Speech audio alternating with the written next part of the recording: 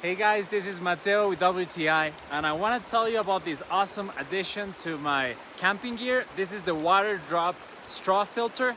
You can use it in many different situations. Like for example, just with the straw, you can drink water directly from a stream, or also if you want to use a regular water bottle to pick up water from a stream, you can attach it and drink from it. And my favorite way to use the Waterdrop filter is with this 1.5 gallon bag that it comes with. So you can just fill it up and you will have water, fresh water, clean water. When you're camping, you don't have to bring so many bottles of water.